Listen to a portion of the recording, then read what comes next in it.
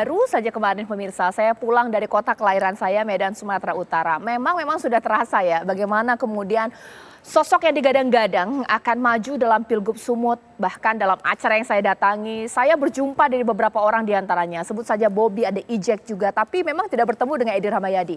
Terkhusus kita akan bahas mengenai Bobi. Wah, ini mantu dari Presiden Joko Widodo tampaknya sedang di atas angin karena didukung oleh 7 partai politik. Seberapa besar kansnya maju dalam Pilgub Sumatera Utara pemirsa, dan bagaimana dengan penantang pemirsa? Masih ada nama Edi Rahmayadi dan kemungkinan akan diusung oleh 2 partai politik. Itu yang akan saya bahas di Apa Kabar Indonesia Malam hari ini, dan narasumber saya sudah hadir di studio TV One dan pastinya akan menambah semarak dari pembahasan kita malam hari ini. Bang Kodari, selamat malam, assalamualaikum. Waalaikumsalam, Horas. Ya, Horas.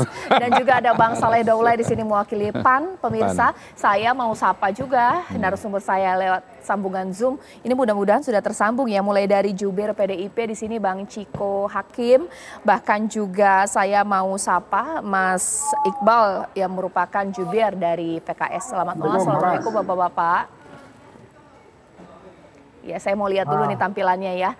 Selamat malam Mas Ciko dan juga Mas Iqbal. Saya sudah melihat di sini. Oke, Horas. Sekarang saya mungkin ingin bahas Bobi terlebih dahulu karena memang PAN salah satu partai yang pengusung. Nah, kira-kira bagaimana ini?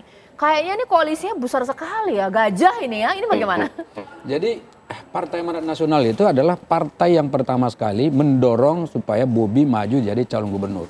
Bahkan sebelum ada geliat untuk pilkada sekarang. Jadi waktu itu Bang Zul, Ketua Umum, saya ikut mendampingi ke Medan. Waktu itu kita memang disampaikan Bang Zul, kamu siap-siap untuk maju di provinsi. Dan Bang Zul kasih informasi bahwa PAN akan total ikut mendukung Bobi untuk maju di pilkada Sumatera Utara. Lalu setelah itu muncullah kan partai-partai lain, katakan misalnya muncul Golkar dan seterusnya, dengan terakhir saya dengar PKB kan ikut juga mendukung.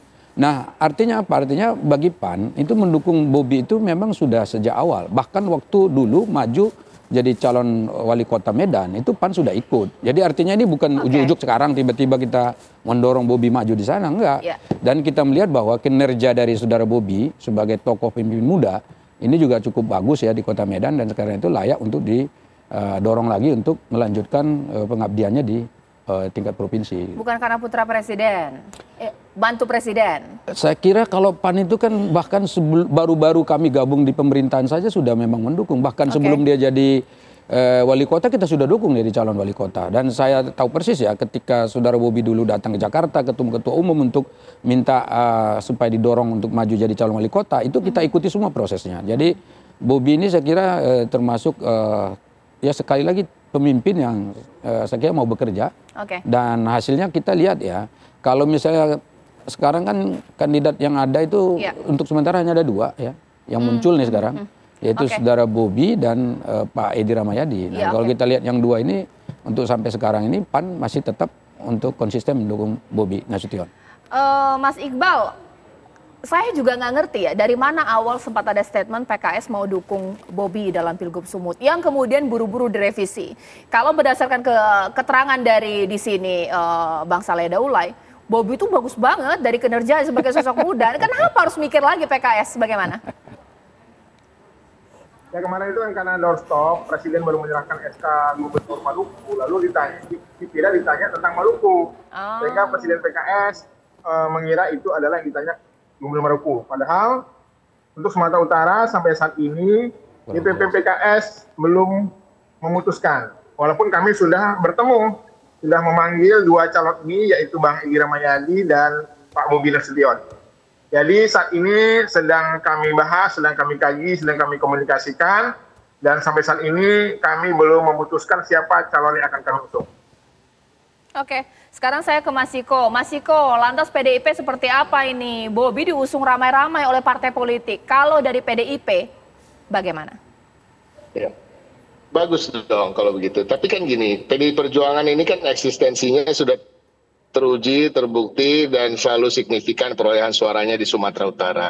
Nah, artinya kami juga cukup diminati oleh masyarakat dan kami juga mengetahui permasalahan-permasalahan di daerah tersebut. Artinya kami merasa pantas untuk mengusung calon dari internal kader kami. Itu dulu. Jadi kita mencoba sekarang sedang mengerucutkan nama dari internal kader kami, baik itu untuk dicalonkan sebagai calon gubernur ataupun calon wakil gubernur, tergantung nanti bagaimana perkembangannya dinantikan. Ada nama-nama seperti Pak Sutarto, Nixon Nababan, Sofyan Tan, ada juga Pak Jarod yang punya pengalaman bertarung di Sumatera Utara, dan kita juga tetap membuka jalur komunikasi dengan semua partai politik tanpa kecuali, dan baru-baru ini juga saling berkunjung dengan Partai Keadilan Sejahtera. Dan saya rasa kalau akan ada calon di luar satu calon atau yang akan melawan kota kosong, akan lebih baik bagi masyarakat dimanapun di seluruh Indonesia terkait dengan pilkada, karena artinya rakyat diberikan alternatif pilihan, karena tidak semua juga bisa tertampung aspirasinya di satu kubu atau satu calon. Oke, Bang Kodari, boleh dikomentari. Bang Saleh dengan tokoh yang diusung bersama dengan 7 partai politik lainnya, Bobi, tapi di sini PDIP, PD juga. Suara kita signifikan. Calonin siapa aja kita tahu. Jelas suara kita di Sumatera Utara. Ada nama Edi Rahmayadi, Nixon Nababan. Ya, saya kembali sebetulnya kepada prinsip dasar dalam pemilihan calon di pilkada ya, bahwa partai politik itu umumnya mencari calon yang menang. Nah, surveinya pada hari ini saya kira memang mengerucut kepada 2 nama saja yang punya peluang yang besar, yaitu Bobi Nasution dan kedua Edi Rahmayadi. Dulu sebelum Pilpres, saya pernah ada survei di sana, ada 3 nama yang cukup signifikan. Nama yang ketiga itu adalah siapa? Musa Rajeksa, wakilnya Ijek atau panggilannya Ijek, wakilnya Pak Edi Rahmayadi kemarin. Tetapi kan kita tahu perkembangan terakhir bahwa Partai Golkar, partainya Ijek ya, itu kan Ijek ketua DPD Golkar di Sumatera Utara ya, Bang Saleh ya. Nah, itu tidak dicalonkan oleh Partai Golkar. Partai Golkar mencalonkan Bobi Nasution. Sebetulnya juga cukup wajar juga, karena kalau ingat data pada sebelum Pilpres itu memang selisihnya ke Ijek itu agak jauh sebetulnya, Bang. Ini kalau saya data yang saya punya gitu ya. Jadi Bobi lalu kemudian Edi lalu agak jauh ke Musa gitu. Artinya Musa punya peluang tetapi agak berat lah begitu. Jadi saya kira pada hari ini memang kalau bicara elektabilitas pilihannya cuma 2 itu. Kalau bicara PDI Perjuangan saya kira ada kesulitan sedikit banyak, karena Pak Edi ini kan kalau lihat pertarungan pilkada sebelumnya adalah pertama lawan PDI Perjuangan, yang kedua memang didukung oleh komunitas dan tokoh-tokoh yang backgroundnya itu atau basisnya itu bukan basisnya PDI Perjuangan gitu. Barangkali agak mirip-mirip analoginya seperti PDI Perjuangan mendukung Anies Baswedan di Jakarta lah. Ya kan, disebut namanya tapi hatinya juga belum tentu serak banget gitu. Nah, mau mengajukan calon-calon yang lain yang tadi disebut oleh Bang Ciko itu bisa saja secara teknis, karena setahu saya syaratnya kursi berapa, Bang?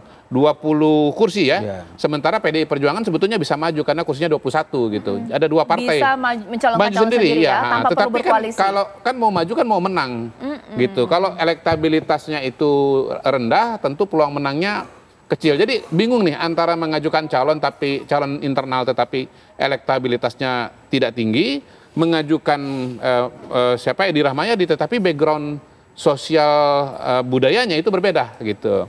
Nah, kalau PKS saya nggak tahu apa alasannya. Mungkin mau ke Edi tetapi juga nggak mudah. Kenapa? Kursinya PKS kan cuman berapa tuh? 10 atau berapa gitu? 10 kan? Sementara syaratnya bisa 20. Jadi PKS pun mau bergerak mendukung Edi pun juga barang ini belum tentu bisa jalan gitu loh. Jadi saya kira ini yang membuat kenapa kemudian dukungan kepada Edi ini menjadi semacam stagnan, katakanlah begitu. Tapi saya kira melihat kuncinya ada di PDI Perjuangan, karena PDI Perjuangan sendiri pun bisa. Nah, kalau PKS sendirian nggak bisa. Mas Ciko belum dikomentari dong, Mas Ciko. Suara PDIP di Sumatera Utara ini bisa mencalonkan sendiri. Tapi mengenai elektabilitas sosok yang diusung nanti oleh PDIP, bisakah tidak mengalahkan gemilangnya sosok Bobi yang juga diusung oleh partai politik cukup banyak? Ini kadang-kadang saja yang disampaikan bukan yang diomongin sama Kodari gitu. Jadi gini, cuma biar seru aja. Tapi gini, apa yang disampaikan oleh Bung Kodari itu sebenarnya pas juga, nggak salah juga. bahwa memang realitanya kan kita juga nggak bisa menafikan realita ya, bahwa kalau kita bicara hasil survei itu tadi dua nama tadi ya, Bobi dan Edi Rahmayadi. Dan tentu PDI Perjuangan seperti saya sampaikan di awal, kami kan sedang mengerucutkan nama dari internal. Entah itu akan kami calonkan sebagai calon gubernur, bisa juga sebagai calon wakil gubernur, tergantung nanti bagaimana kerjasama politik kita dengan partai politik lain yang memang sekarang lebih intensnya hanya dengan Partai Keadilan Sejahtera misalnya. Tetapi juga kita juga selalu berkomunikasi dengan Pak Edi Rahmayadi. Jadi kemungkinan-kemungkinan itu selalu ada. Tapi kalau kita bicara soal elektabilitas, hasil surveinya nggak salah apa yang disampaikan oleh Bung Kodari. Namun tentu kalau bicara itu, bila di antara nama calon itu belum ada yang melebihi 50%-an, saya rasa masih beatable lah. Masih bisa dikejar dalam waktu beberapa bulan di musim kampanye. Oke, nah saya suka nih kalau Mas Ciko bilang ini sedikit realistis ya, bahwa nggak apa-apalah kalau wakilnya saja. Itu artinya bahwa partai politik malam hari ini saya berbincang dengan mereka akan berpikir realistis. Apa jangan-jangan nanti bisa terjalinlah komunikasi koalisi PAN, mungkin nggak mungkin juga istiqomah mendukung Bobi, kalau misalnya digoyang dikit PDIP bisa jadi merapat, pemirsa. Kita nggak tahu, sesaat lagi.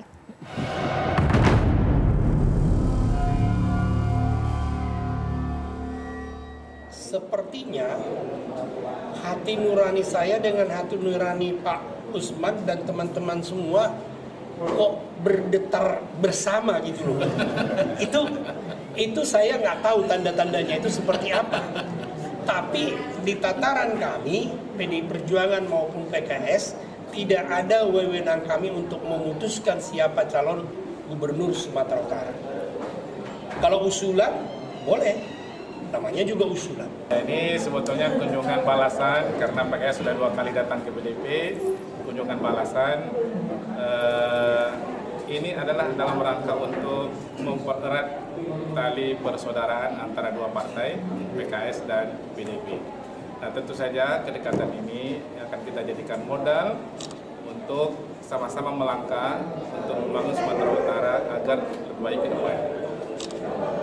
Sebenarnya kebersamaan itu kita ingin bangun bukan saja nanti di provinsi, tetapi juga sampai ke kabupaten kota. Ini masih dalam proses.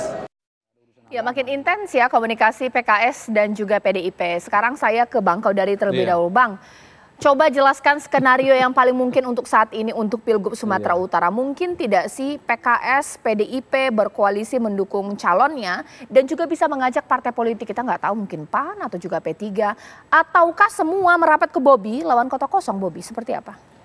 Saya mendengar kabar bahwa Mas Bobi itu menimbang-nimbang wakilnya adalah Bupati Serdang Bedagai ya, Pak Dharma Wijaya kalau nggak salah namanya. Dan itu dari PDI Perjuangan.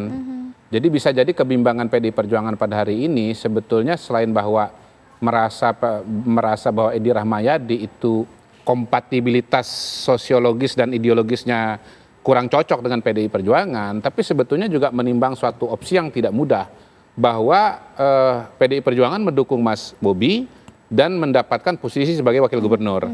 Kenapa saya sebut tidak mudah? Karena kita tahu suasana psikologis PDI Perjuangan, Ibu Mega dengan keluarga Pak Jokowi ya, pasca Pilpres 2024 itu tidak begitu bagus gitu.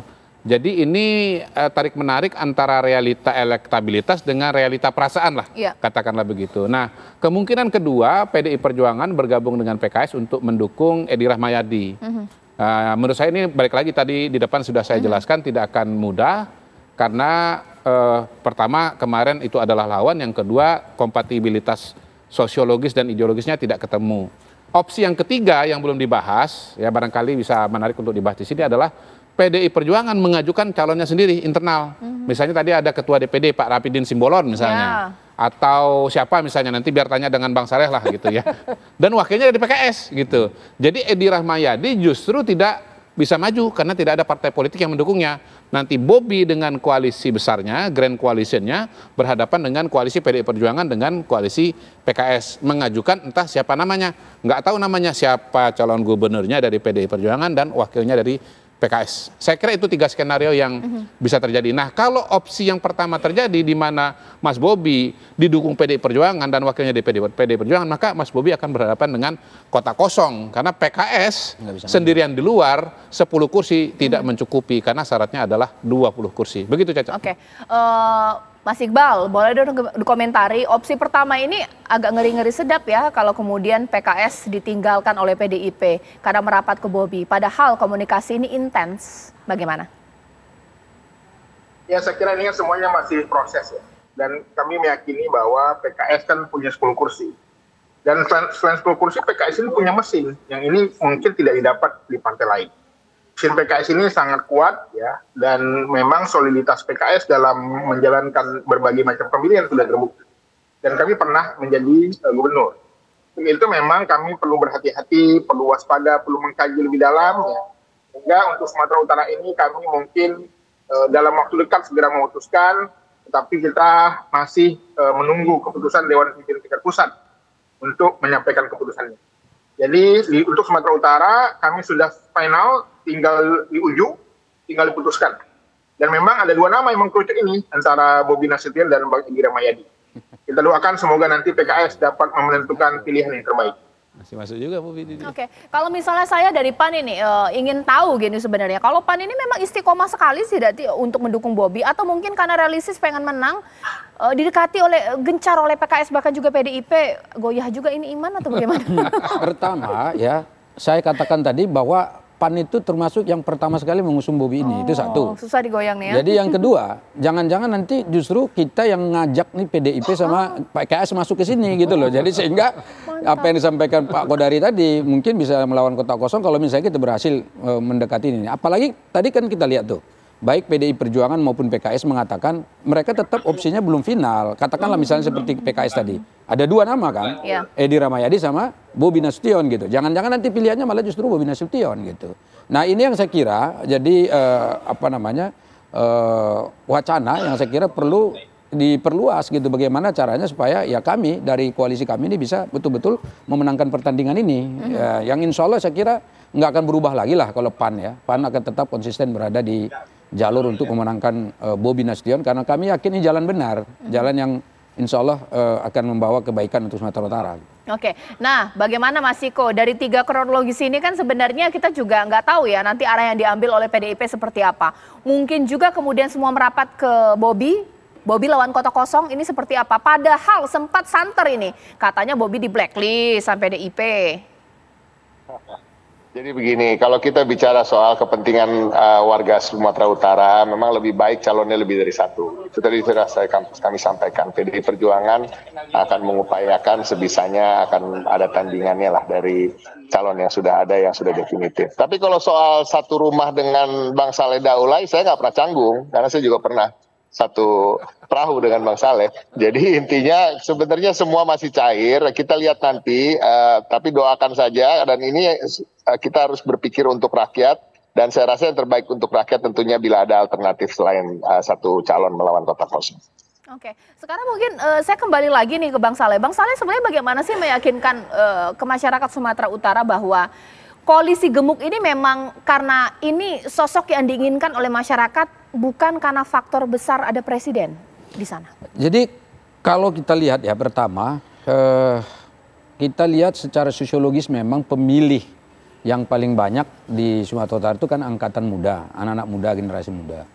Nah karena itu kita mendorong pemimpin-pemimpin muda lahir. Dan bukan hanya pada pilkada seperti sekarang, bahkan pada pileg yang lalu justru banyak sekali anak-anak muda yang terpilih, terutama di PAN. Di PAN sekarang itu banyak sekali caleg-caleg yang baru ya masuk ke Senayan itu justru anak-anak muda. Itu satu. Yang kedua, kita melihat bahwa apa yang dikerjakan Bobi selama ini itu alhamdulillah kan koridornya sudah benar. Jadi kalau kita memberikan penilaian secara objektif, dia mungkin ya dapat dikatakan berhasil lah untuk memimpin Kota Medan. Yang ketiga, ini sekarang apa namanya partai-partai ini itu secara objektif memang memberikan dukungan setelah melihat hasil-hasil survei.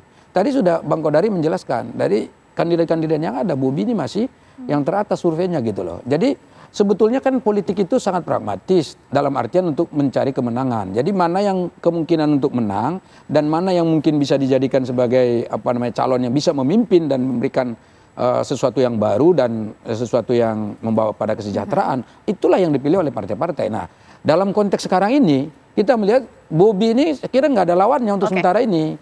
Ya kan, dibandingkan sama Edi Rahmayadi sekalipun sekarang ini saya lihat surveinya Bobi Nasution tuh masih lebih tinggi. Nah karena itu tidak mungkin misalnya partai-partai seperti kami yang sudah dari awal mendukung lari lagi gitu, nggak mungkin. Mas Iqbal, bolehlah diberikan apa ya statement tantangan dari apa yang dikatakan oleh Bang Saleh Daulay di sini bahwa Bobi seakan-akan nggak ada tandingannya di Sumatera Utara. Kalau dari PKS mencalonkan nama siapa yang sekiranya ini Bobi bisa lewat lah dengan calon ini, seperti apa? Ya makanya kami untuk menentukan ini perlu memang banyak kajian yang mendalam, mendengar bagian sultan dari tokoh-tokoh, para ulama, tokoh-tokoh masyarakat.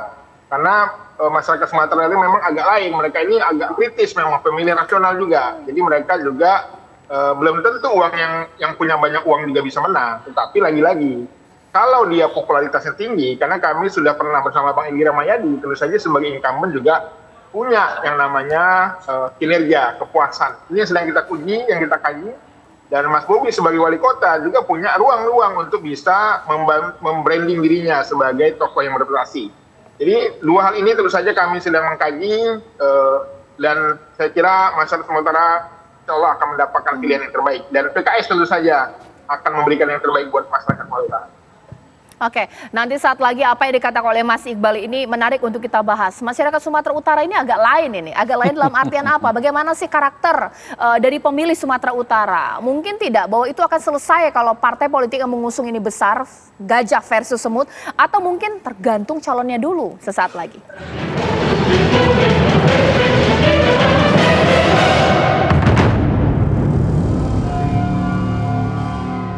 Dari kalau koalisinya gemuk sekali dari Bobi ini, ibaratnya ada yang bilang katanya koalisi gajah versi semut. Ini menandakan bahwa siapapun yang nantang Bobi nanti di Sumatera Utara sulit untuk menang. Atau faktor masyarakat Sumatera Utara realistis tadi ada kah? Sebetulnya peluang untuk melawan itu masih ada kalau orangnya Edi Rahmayadi ya, karena kan dia petahana. Dan seingat saya surveinya pada waktu itu ya cukup lumayan juga. Tetapi masalah Edi pada hari ini, menurut saya nomor satu adalah soal dukungan partai politik. Partai politik yang punya kompatibilitas sosiologis dan ideologis dengan dia, yaitu PKS, kursinya cuma 10, nggak cukup untuk melaju. Sementara partai yang bisa memenuhi syarat jumlah kursi, yaitu PDI Perjuangan, justru tidak memiliki kompatibilitas sosiologis dan ideologis dengan Edi Rahmayadi gitu. Tadi Bang Iqbal ngomong masih mempertimbangkan. Sebetulnya kalau kursinya PKS itu cukup, menurut saya PKS sudah langsung mendukung Edi Rahmayadi. Apalagi kan sejarahnya memang yang sebelumnya, pemilihan sebelumnya PKS dukung Edi Rahmayadi gitu. Atau misalnya PKS punya teman partai politik lain yang sudah bersedia untuk mendukung Edi Rahmayadi dan jumlahnya mencukupi lebih dari 20%. Tapi masalahnya kan pada hari ini semua partai politik sudah ramai-ramai berkumpul di Edi Rahmayadi, di Bobi Nasution. Bahkan Bang Ciko ini ya kalau dari nada-nada suaranya sebetulnya menurut saya ini kirim-kirim pesan juga, pengen berpasangan dengan Bobi juga gitu loh. Iya, soalnya beliau biasanya galak sama saya, tapi hari ini kok baik sama saya gitu. Sependapat kami hari ini. Tanda-tanda, iya, kalau Bang Ciko itu sependapat dengan saya, itu saya kira tanda-tanda bahwa beliau ya membuka ruang bahwa PDI Perjuangan itu dukung Bobi gitu. Dan kalau itu terjadi, menurut saya ini perkembangan baru dalam pilkada kita dan politik kita. Karena PDI Perjuangan bergabung dengan Bobi menantunya Joko Widodo gitu. Ya, ditahan dulu karena kita mau, Mas Ciko pasti udah pengen balas nih ya. Ditahan dulu karena sekarang kita mau dengar suara-suara dari rakyat khususnya masyarakat Sumatera Utara. Rekan saya Wana Sari mau nanya-nanya kepada warga di Sumatera Utara. Wana silahkan.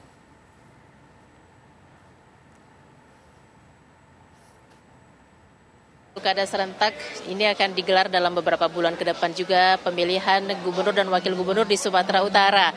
Nah, sudah ada beberapa nama yang mencuat yang sedang mencari dukungan dari partai politik. Tetapi di sini kita tidak akan berbincang tentang sosok ataupun figur tokohnya, tetapi lebih kepada bagaimana sih harapan masyarakat Sumatera Utara untuk Pilkada Sumatera Utara, termasuk kira-kira tokoh ataupun figur seperti apa yang menurut mereka cocok memimpin Sumatera Utara. Saya akan berbincang, sudah ada 3 narasumber di sini. Pertama saya mau ke Samuel. Samuel, kira-kira pendapat kamu akan berjalan seperti apa Pilkada Sumatera Utara nanti? Pilkada yang bakal, tanggapan saya soal Pilkada nanti yang pasti bakal berjalan dengan seru lah ya, dengan dinamika yang ada sampai saat ini. Dan juga ya saya harap juga siapapun nanti pemimpinnya nanti ya bakal jadi pemimpin yang menjadikan contoh yang baik, memberikan contoh yang baik, kayak gitu Kak. Menurut Samuel, kira-kira sosok seperti apa yang cocok ataupun yang pantas memimpin Sumatera Utara? Mungkin ya pemimpin yang punya kreativitas, inovatif, dan juga kemampuan komunikasi yang baik lah kepada masyarakat gitu Kak. Itu sih. Baik, terima kasih Samuel. Saya mau ke sosok wanita muda di sebelah saya. Ini ada Nazira. Nazira, selamat malam. Nazira, kalau pendapat Nazira kira-kira pengennya pemimpin Sumatera Utara ke depan itu seperti apa sih? Mengingat di tahun-tahun sebelumnya udah ada standar lah dari pilkada atau dari wali kota untuk Medan sendiri gitu kan Kak. Jadi untuk pemimpinnya sama sebenarnya, pemimpin yang kreatif atau mungkin pemimpin yang mungkin bisa berkomunikasi dengan berbagai kalangan nih di kota Medan sendiri gitu. Mulai dari kalangan Gen Z, mulai dari yang usianya udah produktif ataupun yang lain-lain. Sepertinya bisa dengan cermat lah menangkap apa yang dimau dari masyarakat kota Medan sendiri gitu sih Kak. Nah, ini kan kita akan bicara tentang Sumatera Utara yang skupnya lebih luas. Kira-kira menurut kamu akan seperti apa nanti pilkada berjalan di Sumut? Menurut saya pilkada yang akan dilangsungkan di Sumatera Utara sendiri sepertinya akan berjalan sengit. Karena dari KPU sendiri udah gencar nih kan Kak untuk sosialisasi, untuk mengurangi apatis-apatis dari masyarakat lah, dan banyaknya muncul nama-nama baru yang kita lihat sekarang kayaknya bakal terjadi hal-hal yang nggak terduga lah, nanti bakal sengit lah gitu Kak. Kira-kira figur-figur yang sudah mencuat namanya sekarang menurut Nazira itu seperti apa potensinya? Kalau untuk potensi sepertinya sama besarnya sih Kak, setiap nama yang udah muncul. Cuman lebih gimana mereka mensosialisasikannya sendiri aja. Karena kan ada nama-nama yang baru, ada nama-nama yang bahkan udah pernah kita dengar sebelumnya itu udah muncul lah sekarang. Jadi gimana mereka mensosialisasikan, gimana mereka menampilkan diri mereka lah ke masyarakat gitu. Baik, terima kasih Nazira atas pendapatnya. Nah, satu narasumber lagi pemirsa, saya akan berbincang dengan Krismon ya. Oke, Krismon, harapan kamu untuk pemimpin Sumatera Utara ke depan seperti apa kira-kira? Inginnya punya gubernur yang kayak gimana? Kalau untuk harapan saya sendiri Kak, mungkin pemimpin yang memang bijaksana, pemimpin yang memang peduli akan halayak, peduli akan rakyat-rakyat yang di bawah, nggak cuma di atas yang dipentingkan. Tentu pemimpin yang memang betul-betul mengayomi masyarakat dan bisa memperbaiki segala kendala yang terjadi di Medan terkhususnya, mulai dari perekonomian, industri, dan hal-hal lain semacamnya. Mungkin pemimpin yang betul-betul peduli terhadap segala aspek yang ada Kak. Nah, ini kan bicara Sumatera Utara kan kita multi etnis, kemudian tantangan masyarakatnya juga akan lebih besar. Nah, kira-kira pemimpinnya harus seperti apa sih? Mungkin pemimpinnya memang harus lebih jeli ya Kak, karena di mana kita tahu masyarakat Medan itu memang masyarakat yang keras dan mereka sangat kritis Kak. Jadi mungkin pemimpin yang harus memimpin Medan ini nanti memang pemimpin yang sangat-sangat peduli terhadap apa yang terjadi dalam situasi sekarang. Baik, terima kasih Krismon atas waktunya. Itu tadi pemirsa, Caca dan pemirsa, pendapat masyarakat Kota Medan gimana sih kira-kira pemilu di Sumatera Utara nantinya akan berlangsung. Saya kembalikan ke Caca Anissa di studio. Baik, terima kasih Wanasari. Ini nanya-nanya kepada masyarakat. Kalau dengar pendapat dari masyarakat semuanya kritis-kritis ya. Benar ternyata apa kata oleh Mas Iqbal, kalau masyarakat Sumatera Utara ini punya kekhasan sendiri. Tapi apa yang dikatakan oleh Bang Kodari menarik untuk kita langsung tanya kepada Mas Ciko. Mas Ciko, hari ini kok baik sekali, santun sekali. Itu seakan-akan memberikan sinyal PDIP ini kalau dikulik sedikit ini langsung merapat ke Bobi nih. Benar nggak sih? Saya soalnya lagi di Belitung, lagi lihat-lihat resort nih. Dan kebetulan lagi sama Pak Jarod. Tadi Pak Jarod dengerin aja kita ngomong. Yang sebenarnya lebih tahu terkait dengan Sumatera Utara. Tapi pada prinsipnya gini, pilkada ini memang adalah kita harus menganggapnya juga relaksasi dari setelah Pilpres ya. Setelah Pilpres yang begitu keras pertarungannya, di pilkada ini justru di seluruh Indonesia karena dilakukan serentak, kerjasama politiknya itu cair. Jadi terbuka antara semua partai politik dengan partai politik manapun, tidak terbatas dengan koalisi-koalisi yang terjadi di Pilpres.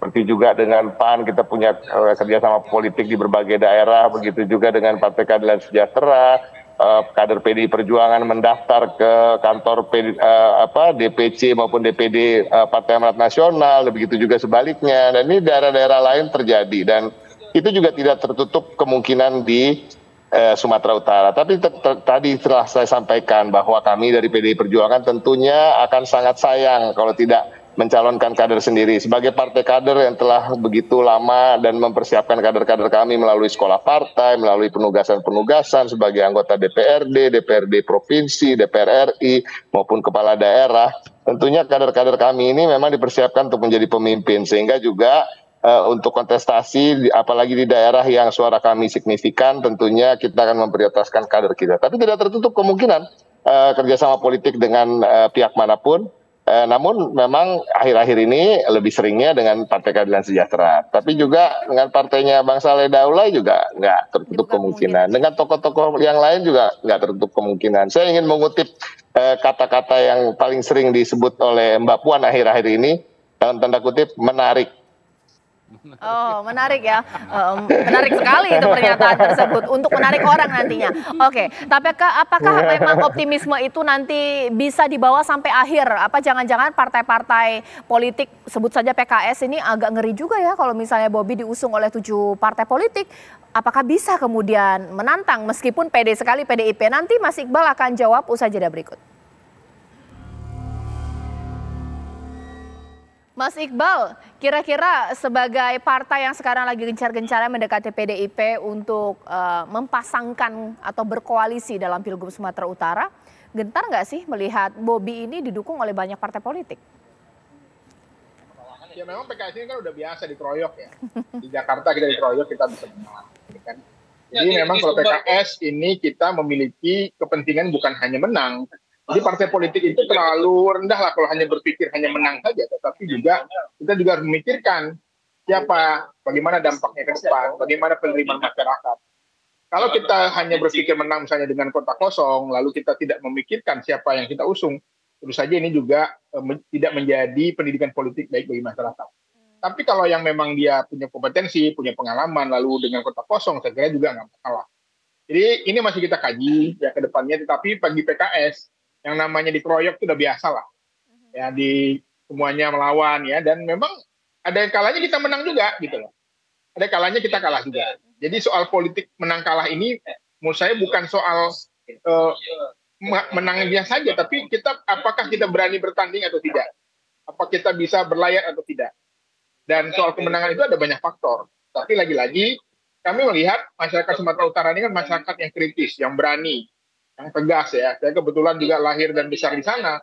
Saya melihat bahwa memang kita perlu figur yang kuat. Nah, ini penting ya, karena yang dihadapi itu masyarakat yang tentu saja memiliki karakter yang berbeda-beda. Ada dari Mandailing, ada dari Jawa ya, ada dari Melayu, ada dari Nias, ada dari daerah-daerah perbatasan dengan Sumatera Barat. Jadi ini tentu saja komposisi wakil juga penting jadi pertimbangan. Apakah wakil ini mewakili daerah suku lainnya. Dulu kami pernah punya yang mewakili masyarakat Jawa, bergabung dengan masyarakat Melayu. Ini juga kan pernah bereksperimen dan kita menang.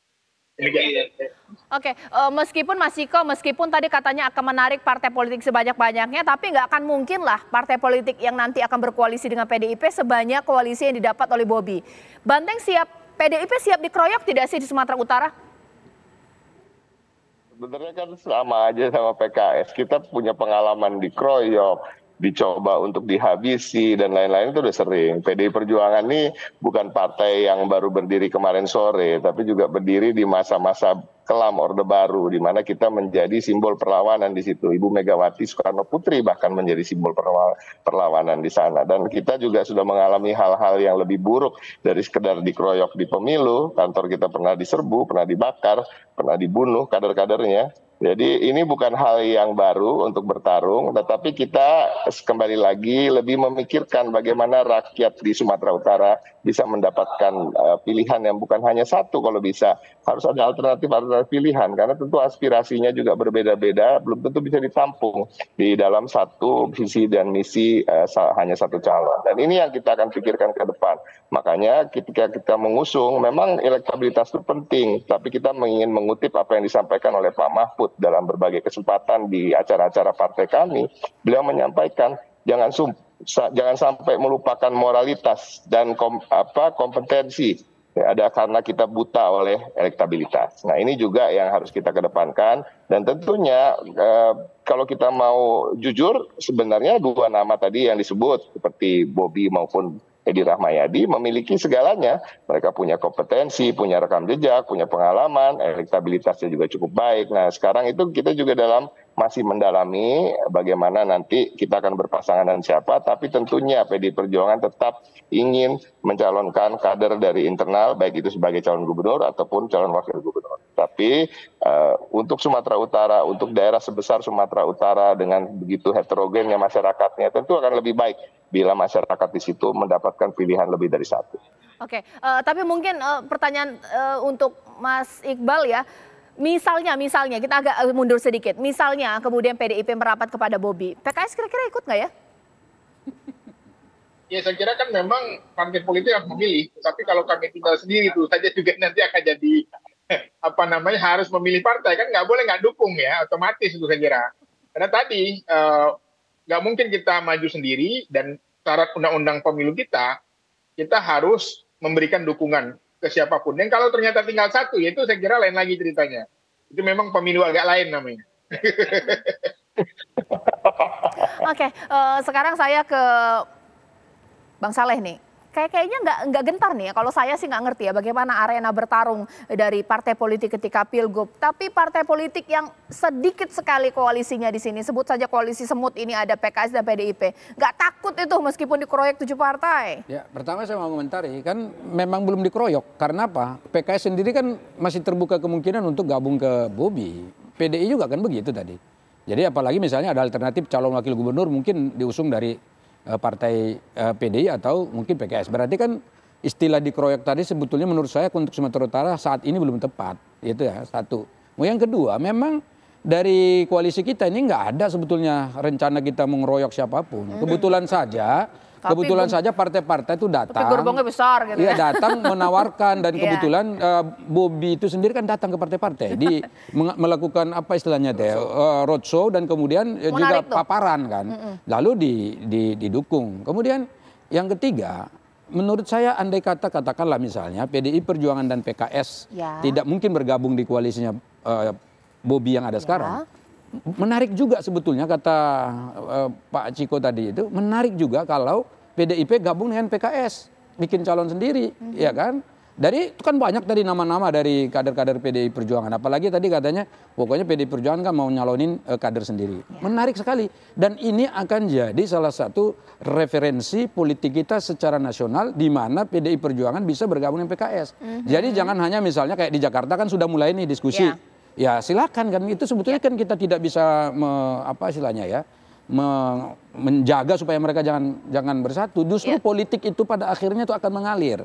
Mengalir pada di mana nanti masing-masing partai ini akan mendapatkan kepentingannya sendiri dalam rangka memenangkan pilkada itu. Mengalir dalam artian apa? PDIP mengalir ke arah PKS, PKS bisa jadi mengalir ke PDI Perjuangan. Tetapi kami yang di koalisi Bobi ini tidak akan mengalir kemana-mana lagi.